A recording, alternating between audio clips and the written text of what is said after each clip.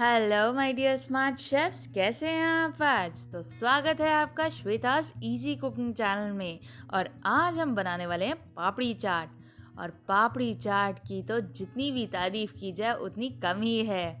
और यहाँ पे आप देख सकते हैं इस पापड़ी चाट को बनाए हुए मुझे 15 मिनट हो चुके हैं। 15 मिनट से ये दही में भीगी हुई हैं और फिर भी आप सुन सकते हैं कि ये कितनी ज़्यादा कुरकुरी बनी है। तो चलिए बिना देरी किए इसकी रेसिपी देख लेते हैं। तो इस चाट को बनाने के लिए जो जो आइटम चाहिए होते हैं उन सभी चीज़ों की रेसिपी मैं आपके साथ इस वीडियो में शेयर करूंगी। तो चलिए सबसे पहले बनाते हैं इमली की चटनी। यहाँ पे हमने करीबन 100 ग्राम इमली ले ली है। अगर आपके पास टाइम है तो आप इसको 2 से 3 घंटे के लिए पानी में भिगो करके रख सकते हैं। और अगर टाइम की कमी है तो आप इसे गर्म पानी में 15 मिनट के लिए भिगो करके रख दें। तो अब हमें इस इमली का पल्प निकालना है। तो इसमें मैंने थोड़ा सा पानी और डाल दिया है और इधर हमने एक पैन ले लिया है और इसके ऊपर लगा देंगे हम एक छलनी। अब हम ये जो भीगी हुई इमली है उसको इस छलनी के ऊपर डाल देंगे और फिर हाथों की मदद से रेशे और बीज को पल्प में से अलग कर लेंगे। यहाँ पे आप देख पा रहे होंगे इमली अच्छे से भीग गई है, तो ये बहुत ही आसानी से रेशे और बीज से अलग हो जा रही है। तो यहाँ पे बीज और रेशे सब अलग हो गए हैं और हमारे पास इमली का पल्प बन करके तैयार हो गया है। तो अब हम इसमें डालेंगे 100 ग्राम चीनी। मतलब जितनी इमली ली है उतनी ही चीनी लेनी है। चाहे आप उसको कटोरी से नापे, कप से नापे या ग्राम में नापे, चीनी और इमली की क्वांटिटी इक्वल इक्वल होनी चाहिए। तो बस ले चलते हैं इसको गैस की तरफ और अब हम फ्लेम को ऑन कर देंगे हाई पे। आप चाहें तो ये जो चटनी है आप गुड़ से भी बना सकते हैं, उसमें भी यही हिसाब रहेगा, जितनी इमली लेनी है उतना ही गुड़ लेना है। जब इसमें हल्का सा उबाल आ जाएगा तब हम इसको इस तरीके से मिक्स कर देंगे और फिर हम फ्लेम कर देंगे मीडियम पे। और अब हमें कुछ नहीं करना है, इस चटनी के गाढ़े होने का इंतज़ार करना है। चटनी को हमें इतना गाढ़ा करना है कि इसमें हल्का सा तार बनने लग जाए। तो अभी मैं आपको आगे दिखाती हूँ कि किस तरीके की कंसिस्टेंसी होनी चाहिए चटनी की। तो यहाँ पे आप देख सकते हैं चटनी काफ़ी गाढ़ी हो चुकी है, इसका रंग भी चेंज हो चुका है, मगर अभी भी ये परफेक्ट कंसिस्टेंसी की नहीं है।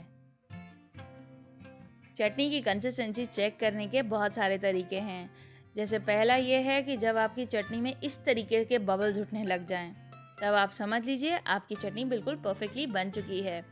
इस समय अगर आप इसको गिरा करके देखेंगे तो ये बिल्कुल पतली लगेगी, क्योंकि इस समय ये बिल्कुल गर्म है, मगर जब ये एक बार ठंडी हो जाएगी तो ये बिल्कुल अच्छी सी गाढ़ी हो जाएगी। दूसरा तरीका यह है कि जब आप चम्मच को चटनी में से निकाल लेंगे तब भी इसके ऊपर चटनी की हल्की सी कोटिंग रहेगी। तो इसका भी मतलब यह है कि आपकी चटनी बिल्कुल परफेक्टली बन चुकी है। और तीसरा तरीका यह है कि आप एक कांच के बोल में हल्की सी चटनी गिरा लें और फिर उसको हल्का सा ठंडा कर लें। और फिर आप जब इस ड्रॉप को 2 उंगलियों के बीच में लगा करके इस तरीके से चेक करेंगे तो हल्का सा एक तार बनेगा। यहाँ पे आप देख पा रहे होंगे एक स्प्रिंग बन रहा है। तो ये हमारी चटनी बिल्कुल परफेक्टली तैयार है। तो अब हम फ्लेम को बंद कर देंगे और फिर हम इसमें डालेंगे मसाले। तो यहाँ पे हम नमक में कॉम्बिनेशन यूज़ करेंगे। आधा टीस्पून काला नमक डालेंगे और आधा टीस्पून सफ़ेद नमक, आधा टीस्पून भुना जीरा पाउडर और आधा टीस्पून लाल मिर्च पाउडर। अब हम इन सभी मसालों को इस चटनी में डाल देंगे और अच्छे से मिक्स कर लेंगे। और जब चटनी हल्की ठंडी हो जाएगी तब हम इसमें डालेंगे आधा टीस्पून गरम मसाला। इसे मैं चटनी के हल्के ठंडा होने के बाद इसलिए डालने के लिए कह रही हूँ क्योंकि ऐसा करने से आपकी चटनी में गरम मसाले की खुशबू बहुत ही बढ़िया रहती है, ज़्यादा दिन तक रहती है। तो अब आप इस चटनी को किसी कांच के बर्तन में या फिर इस तरीके की अचार वाली बरनी में रख करके काउंटर पे ही 1 महीने तक स्टोर कर सकते हैं। इसे आपको फ्रिज में रखने की ज़रूरत नहीं है। साथ सर्व करें या फिर स्नैक्स के साथ या फिर अलग अलग तरीके की चाट बनाएं इस चटनी की मदद से। चटनी तैयार हो गई है, तो चलिए सुपर कुरकुरी पापड़ी बनाने के सारे राज भी जान लेते हैं। तो इन्हें बनाना बहुत ही ज़्यादा आसान है। इसे बनाने के लिए हम आधा कप मैदा लेंगे और आधा ही कप सूजी लेंगे। नापने के लिए आप किसी कटोरी का भी इस्तेमाल कर सकते हैं। मतलब बेसिक बात यह है कि जितना मैदा लेंगे उतनी ही सूजी लेना है। तो यहाँ पे हमारे पास सूजी और मैदा आ चुका है। तो अब हम इसमें डालेंगे करीबन आधा टीस्पून नमक और फिर हम इसमें डालेंगे आधा टीस्पून देसी घी। घी की जगह आप ऑयल या बटर का भी इस्तेमाल कर सकते हैं। तो अब हम इन सभी चीज़ों को अच्छे से मिक्स करेंगे। यहाँ पे आप देख पा रहे होंगे घी को सूजी और मैदे में अच्छे से मसल के मिक्स करना है। जैसे हम नॉर्मल मोयन लगाते हैं किसी भी चीज़ में, बिल्कुल उसी तरीके से। तो यहाँ पे घी अच्छे से मिक्स हो गया है, आप कंसिस्टेंसी देख सकते हैं। तो अब हम इसमें धीरे धीरे करके पानी डालना स्टार्ट करेंगे और इसका बिल्कुल सॉफ्ट आटा लगा करके तैयार करेंगे।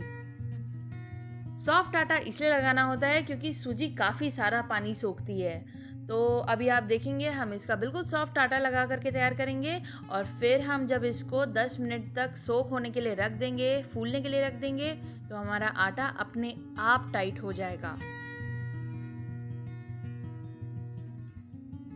तो यहाँ पे आप देख सकते हैं हमारा आटा गूंथ करके तैयार हो गया है और देखने से आपको समझ में आ रहा होगा ये काफ़ी सॉफ्ट आटा लगा करके तैयार करा है हमने। तो अब हम इसको ढक करके 10 मिनट के लिए इसी तरीके से छोड़ देंगे फूलने के लिए।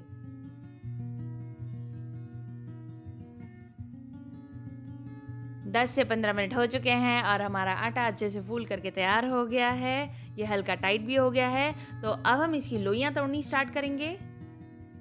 तो यहाँ पे आपके पास चॉइस है, आप बहुत सारी छोटी छोटी लोइयाँ तोड़ सकते हैं और उसकी छोटी छोटी पापड़ियाँ बेल सकते हैं।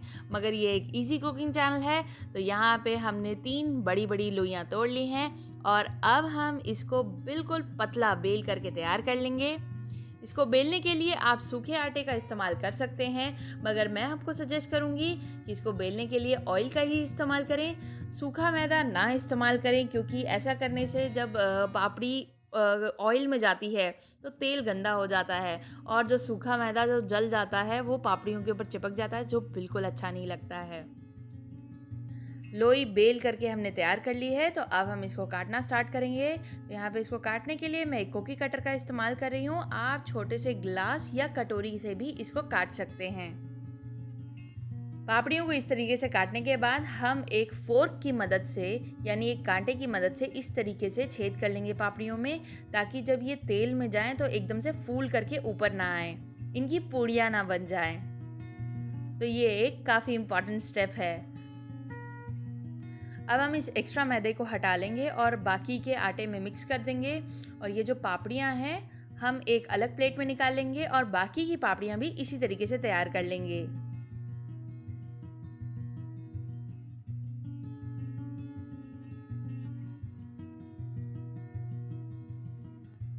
तो यहाँ पे हमारी सभी पापड़ियाँ बन करके तैयार हो गई हैं। तो अब हम इनको फ्राई करना स्टार्ट करेंगे। तो इनको फ्राई करने के लिए हमने कढ़ाई में थोड़ा सा ऑयल ले लिया है, उसको बिल्कुल मीडियम गरम कर दिया है और अब हम इसमें पापड़ियाँ डालना स्टार्ट करेंगे।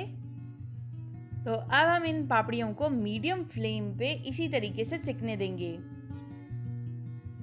यहाँ पे आप शायद अप्रिशिएट कर पा रहे होंगे कि पापड़ियाँ हल्की हल्की फूल रही हैं, मगर क्योंकि इसमें हमने फोर्क की मदद से इसमें छेद कर रखे हैं, इसलिए ये पूरी तरीके से पूड़ी की तरह नहीं फूल रही हैं, पापड़ी वाली फूल रही हैं।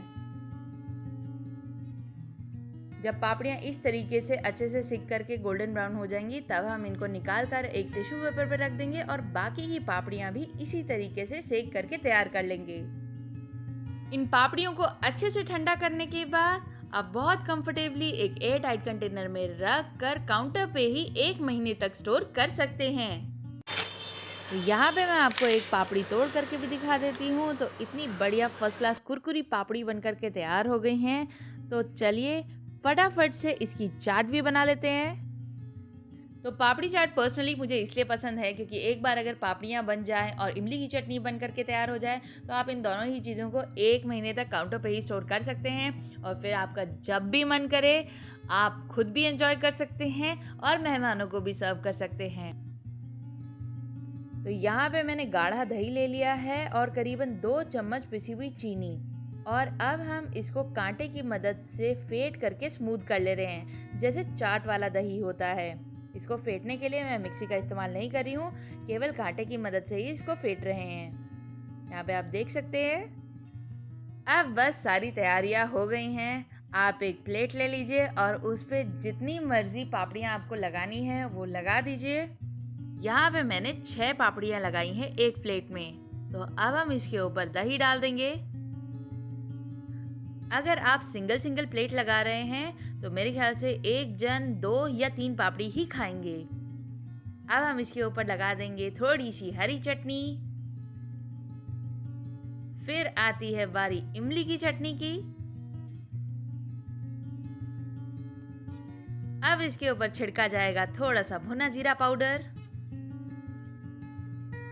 थोड़ा सा लाल मिर्च पाउडर,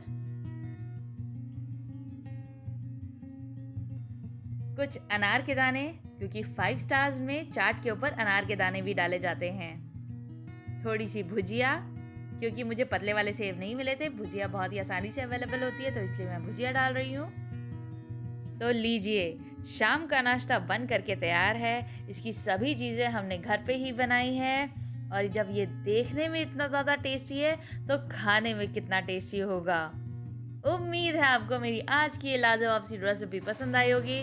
अभी के लिए विदा लेते हैं, मिलते हैं मंडे वेडनेसडे और थर्सडे को सुबह 9 बजे। तब तक के लिए घर का खाएं, अच्छा खाएं, स्टे हेल्दी एंड एंजॉय।